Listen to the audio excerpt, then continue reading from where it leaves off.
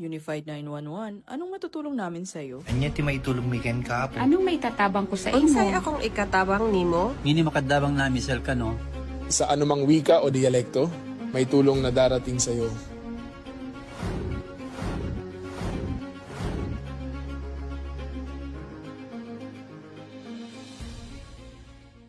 Lilingkod sa bawat Pilipino at magbibigay ng tamang impormasyon para sa tahimik at maayos na Pilipinas. Police News Network, alagad ng batas, tagapagtaguyod ng balitang pulis, sandigan ng mamamayan, patnubay ng katotohanan. La Campo Crame, maghahatid ng pinakahuling kaganapan at nagbabagang balita. Ito ang PNN Police News Network.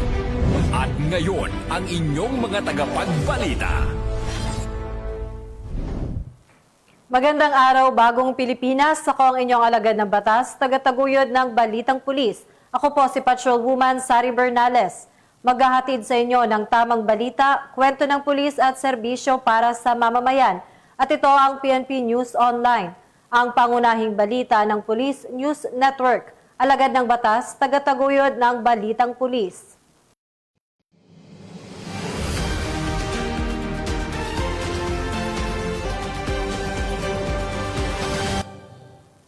Narito ang mga balitang hatid ng ating PNN correspondents mula sa iba't ibang panig ng bansa.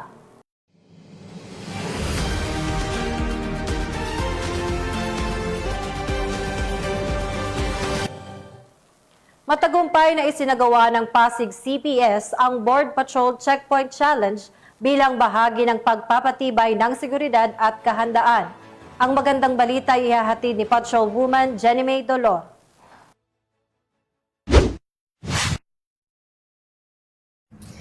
Isinagawa sa Pasig City Police Station ang Federated 7-Round Rapid Chess Tournament na Board Patrol Checkpoint Challenge sa pamumuno ni Police Colonel Hendrix B. Mangaldan, Chief of Police, kung saan ito ay nilahukan ng mga tauhan ng nasabing stasyon at mga bisitang manlalaro para sa isang labanan ng galing, talino, talas ng isip at bilis sa paglalaro ng chess. Ang kaganapan ay naging posible sa pamamagitan ng bukas palad na suporta at presensya ng mga sponsors na sina Attorney Nikki De Vega, President ng Sorop Tinis International of Pasig at Legal Advisor ng National Chess Federation of the Philippines, at Attorney Crisanto Carlo E. Nicolas, Senior Partner ng Nicolas and De Vega Law Offices at ang Buhay at Batas Radio Show. At ito ay dinaluhan at sinuportahan din ni na Coach Franco Camilo, Head Coach Pasig City Grassroots Chess Program, kasama ang Special Guest of Honor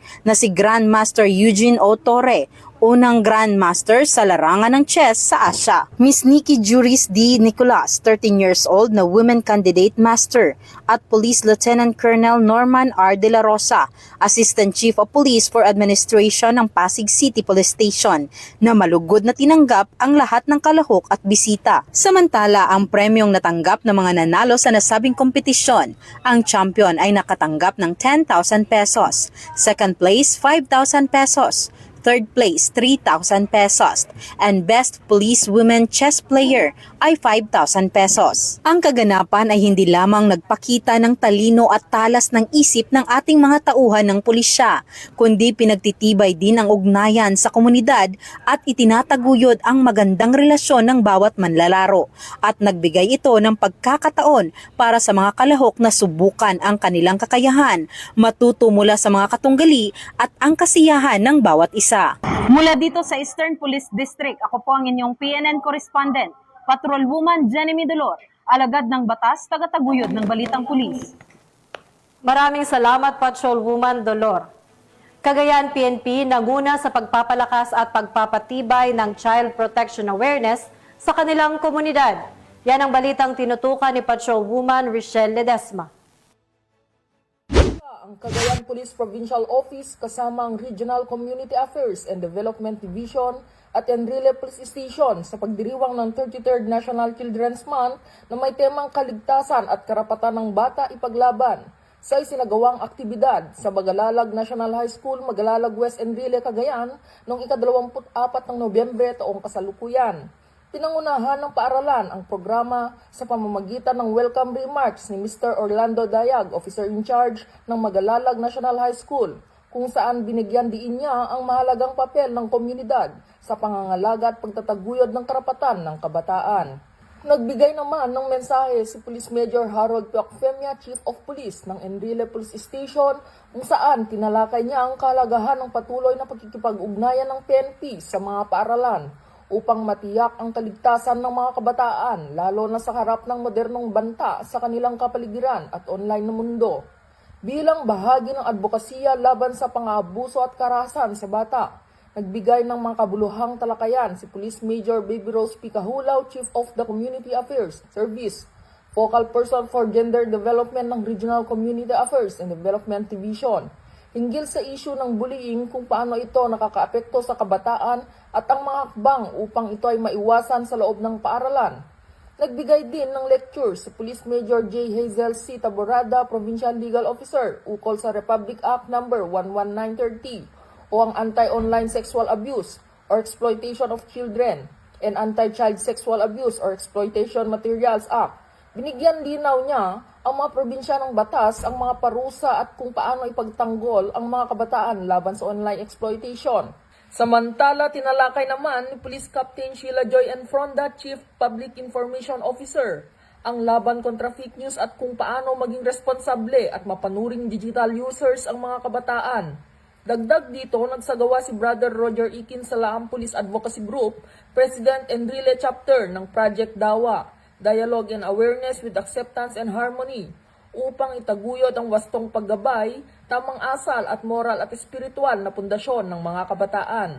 Ang aktibidad ay bahagi ng patuloy na malasakit at programa ng PNP upang tiyaking ligtas, protektado at may sapat na kaalaman ang kabataan laban sa anumang uri ng pang-aabuso at maling impormasyon. Dito sa Lambak ng Cagayan, ako ang inyong PNN correspondent, Patrolwoman Ledesma, alagad ng batas, tagataguyod ng Balitang Pulis. Maraming salamat, Patrolwoman Ledesma. Arestado ang 2 high-value individual sa isang buy-bust operation sa San Mateo, Rizal. Patrolman John Lawrence Ilagan sa balita. Estado ng San Mateo Municipal Police Station ang 2 high-value individual sa buy-bust operation na isinagawa sa San Mateo, Rizal. Kinilala ang mga suspect na sina alias Jangget at alias Nunoy, kapwa residente ng nasabing bayan. Nasabat mula sa kanila ang 13 sachet ng hinihinalang shabu na tumitimbang humigit kumulang 50.3 gramo na may halagang 342,040 pesos. Isang revolver na may 5 bala at buy-bust money na 500 peso. Ang mga suspect ay nahaharap sa kasong paglabag sa Republic Act 9165 o ang Comprehensive Dangerous Drugs Act of 2002 at Republic Act 10591 o ang Illegal Possession of Firearms and Ammunition.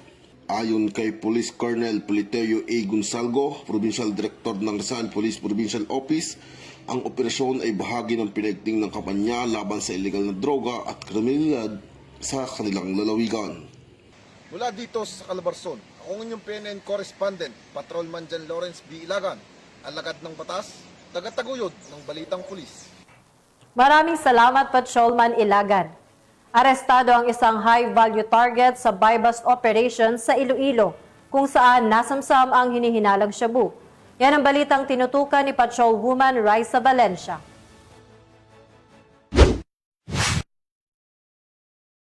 Arestado ang isang high-value target matapos ang matagumpay na drug buy-bust operation na isinagawa ng New Lucena Municipal Police Station sa ilalim ng pangangasiwa ni Police Lieutenant Cosme Flor C. Marco Jr., Officer in Charge, kasama ang Provincial Drug Enforcement Unit 6, Team 1, na pinamumunuan ni Police Major Dadje de Lima, hepe ng PDEU. Ito lamang ika-24 ng Nobyembre taong kasalukuyan. Kinilala si alias Kabong, 45 taong gulang, sa Barangay Dawis, New Lucena, Iloilo. Nahuli ito sa aktong pagbebenta ng isang transparent plastic sachet ng suspected shabu sa isang police exposure buyer ng PDEU na may standard drug price na 374,000 pesos. At recover din mula sa suspect ang 17 medium-sized plastic sachet na naglalaman ng hinihinalang shabu.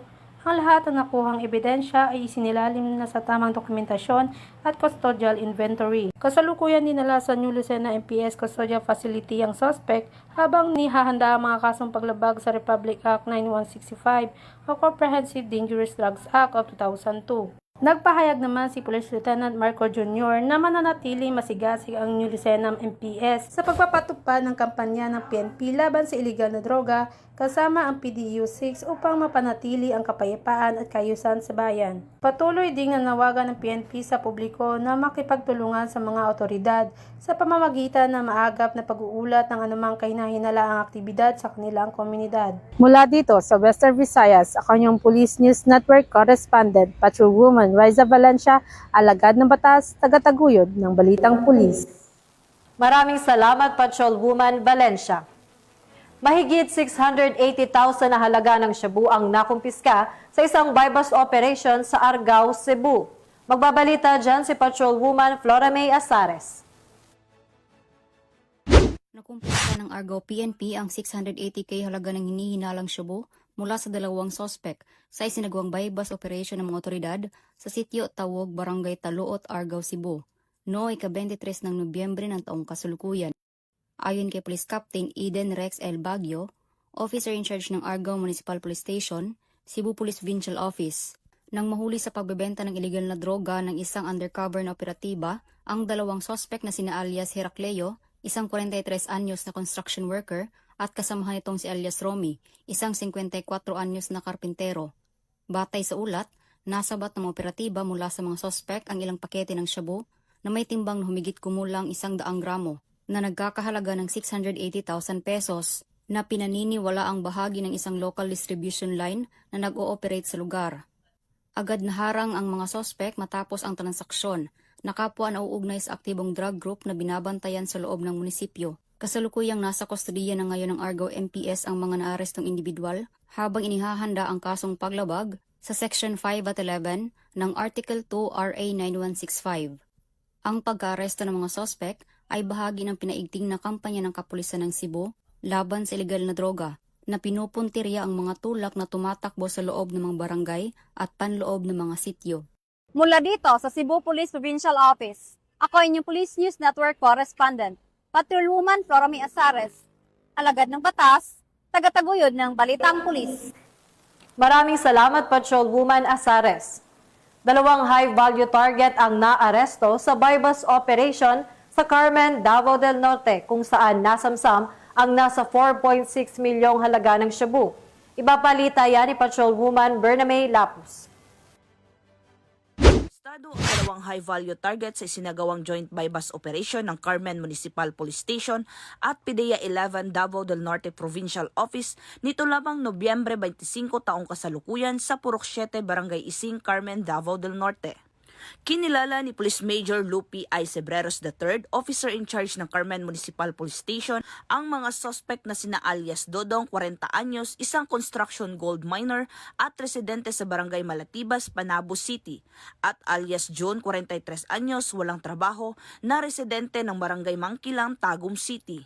Ayon pa kay Police Major Sebreros III, naaresto ang mga suspect sa isinagawang operasyon ng Carmen Municipal Police Station sa koordinasyon ng PDEA 11 Davao del Norte Provincial Office.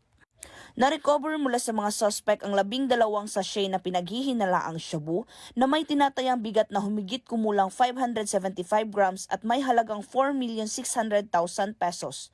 Isang Android phone, isang coin purse, isang blue umbak type na sasakyan at buy-bust money na ginamit sa operasyon. Ang mga suspect ay dinala na sa Carmen Municipal Police Station para sa tamang disposisyon at paghahanda sa kasong paglabag sa Republic Act 9165 o ang Comprehensive Dangerous Drugs Act of 2002.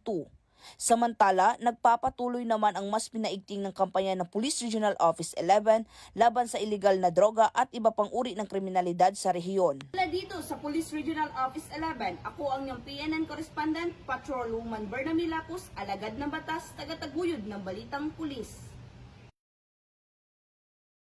Patrolwoman Lapus. Mahigit 10.8 milyon na halaga na ipinagbabawal na gamot nasabad sa dalawang drug suspect sa operasyon ng Procar PNP. Ang buong detalye ng balita ay tinutukan ni Police Master Sergeant Lenny Valero.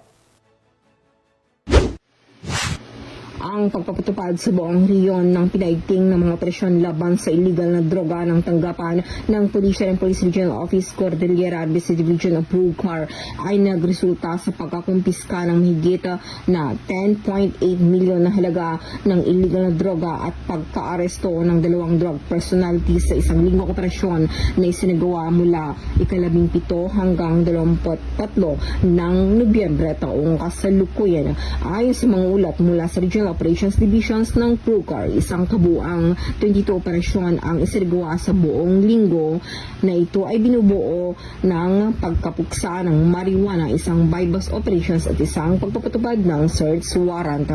Ang mga operasyon ito ay humantong sa pagwasak ng 54,200 ganap na tumubong halaman ng marijuana at pagkakakumpiska ng 3.89 gramo ng shabu na may kabuang standard drug price na 10,866,452 pesos. Bukod pa rito, 2 personalidad sa droga na parehong nakalista bilang street level individuals ang inaresto at ngayon ay nahaharap sa kasong paglabag sa Republic Act 9165 o Comprehensive Dangerous Drugs Act of 2002. Ang mga nagawang ito ay nagpapakita ng matataga na pangako ng Brucar sa pagsugpo sa mga illegal na aktibidad na droga na pinalakas ng mga estrahitikong operasyon, epektibong koordinasyon sa pagitan ng mga ahensya at patuloy na kooperasyon mula sa mga lokal na unit ng pamahalaan at mga kasosyo sa komunidad. Mula dito sa riyon ng Cordillera, ako ang inyong PNN correspondent, Police Master Sergeant Lenny Valerio, alagad ng batas, tagataguyod ng Balitang Pulis. Maraming salamat, Police Master Sergeant Valerio. At yan ang mga balitang nakalap ng ating PNN correspondents mula sa iba't ibang panig ng bansa. At mga ka-PNN, 30 days na lang, Pasko na.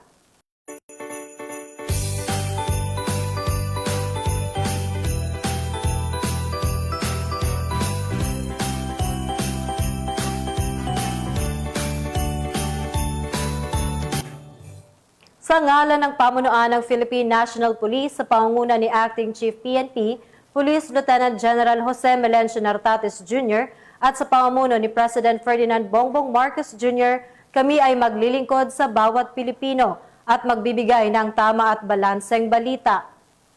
Mula rito sa tanggapan ng tagapag-ugnay ng pambansang pulisya, ako ang inyong alagad ng batas, tagataguyod ng Balitang Pulis. Ako po ang inyong tagapag-ugnay, Patrolwoman Sari Bernales. Maghahatid ng tamang balita, kwento ng pulis at serbisyo para sa mamamayan. At ito ang PNP News Online, ang pangunahing balita ng Police News Network. At bagong PNP para sa bagong Pilipinas, serbisyong mabilis, tapat at nararamdaman.